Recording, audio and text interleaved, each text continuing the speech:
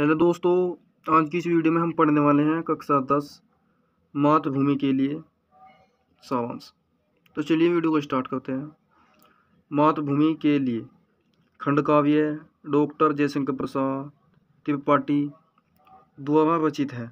इसमें स्वतंत्रता संग्राम सेनानी चंद्रशेखर आज़ाद के जीवन की गाथा है।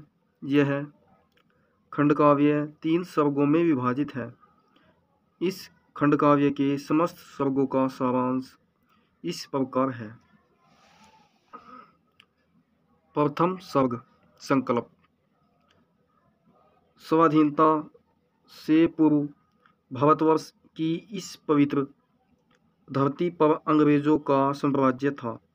ब्रिटिश शासन के अन्याय तथा हिंसक अत्याचारों से भारत की जनता कहा रही थी। देश के सभी उद्योग नष्ट कर दिए गए थे और किसानों को साधनहीन कर दिया गया था। राजवंशी ही अंग्रेजों के अनुयायी बनकर भोग विलास में डूब गए थे। धीरे धीरे भारतीयों में चेतना उत्पन्न हुई और भारत की जनता अपनी मातृभूमि की रक्षा एवं भारत को स्वतंत्र कराने के लिए तैयार हो गई। अनेक व्यक्तियों ने अपने प्राणों की बाजी लगा दी। कितने ही बच्चों ने अपने जीवन का बलिदान किया। जनता बाल गंगाधर तिलक और गांधी जी जैसे महान नेताओं के नेतृत्व में आगे बढ़ रही थी। गांधी जी के असहयोग आंदोलन को भी भारतीय जनता ने पूर्ण सहयोग दिया। ब्रिटिश शासन में भारतीयों के विरुद्ध निम्रतापूर्वक अपना दमन चक्र चलाया। इसी चक्र में चंद्रशेखर आज़ाद का नाम प्रकाश में आया। इसी समय लंदन में बैठे बैठे ही मिस्टर रॉलेट ने हिंदुस्तान को मिटाने के लिए रॉलेट एक्ट बना डाला। रॉलेट एक्ट के अनुसार राष्ट्रभक्तों पर राजद्रोह का अभियोग लगाकर दंडित किया जाता था। सन 1919 ईस्वी के अप्रैल माह में वैसाखी का पर्व था। जनता में आक्रोश व्याप्त था। जलियांवाला बाग की सभा में स्त्री पुरुष व बच्चे सभी सम्मिलित थे। सभा में ब्रिटिश शासन के विरुद्ध भाषण हो रहे थे। इसी बीच जनरल डायर के आदेशानुसार सभा पर गोलियों की वर्षा होने लगी। फलस्वरूप अनेक नर नारी मृत्यु की गोद में सो गए। द्वितीय सर्ग संघर्ष। आज़ाद सब बंधनों से मुक्त होकर एक ही बंधन में बंध गए थे और वह एकमात्र बंधन था राष्ट्रभक्ति का बंधन। आज़ाद के सूर्य को देखकर प्रकृति भी उन पर मोहित हो गई। चंद्रशेखर आज़ाद ने युवकों में राष्ट्रीय चेतना की ज्वाला भड़का दी।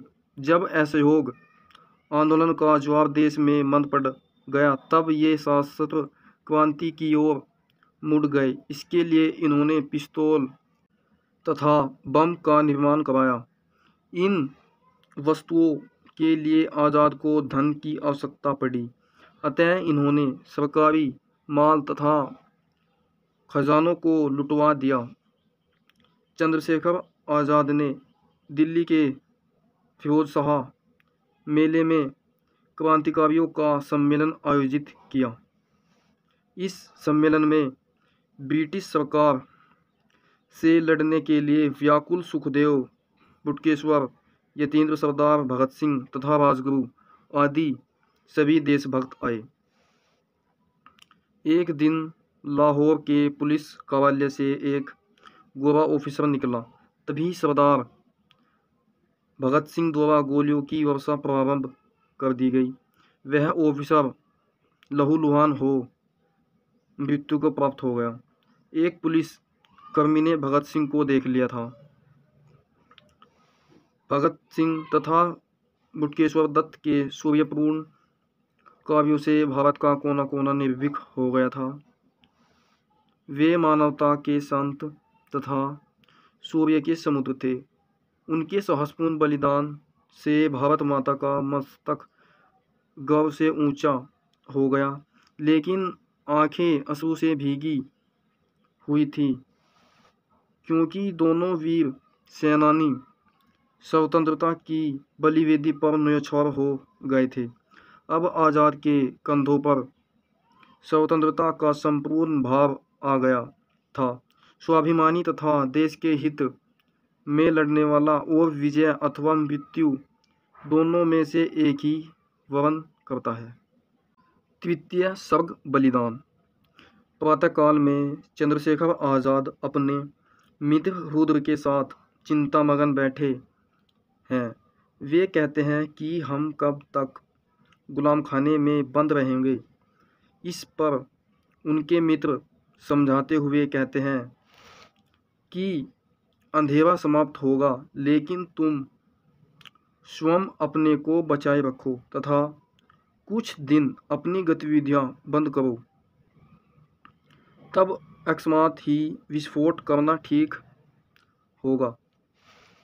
अंग्रेज तुम्हारे पराक्रम को देखते रह जाएंगे। इस वार्तालाप के मध्य ही सूर्य भी उदित हो जाता है। सूर्य की लाली में आज़ाद का मुख और भी लाल हो जाता है। वे कहते हैं कि मैं अंग्रेज़ों पर शासन करके ही रहूँगा।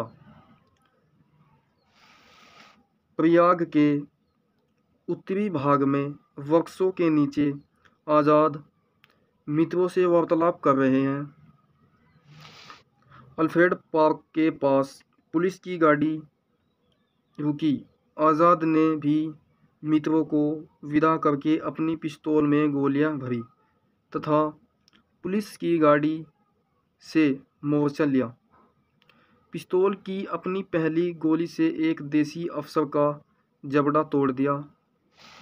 एसपी अंग्रेज अफसर नाटपावर इस दृश्य को देखता रह गया तथा एसपी ने गोली चलाने के लिए एक वृक्ष की ओट ली। 1 घंटे तक युद्ध चलता रहा। आज़ाद के पास एक गोली रह गई। अब वह असमंजस में पड़ गया कि कहीं अंग्रेज़ों के हाथों पकड़ा न जाऊं। कुछ क्षण पश्चात आज़ाद ने गोली अपनी कनपटी पर दाग ली। गोली लगाने पर वीर आज़ाद धराशायी हो गए। संपूर्ण जनता आज़ाद की मृत्यु की घटना को सुनकर रुदन कर रही थी। आज़ाद के साहस तथा शौर्य की स्मृति आज भी जनता के मन में राष्ट्रप्रेम की भावना को प्रबल कर देती है।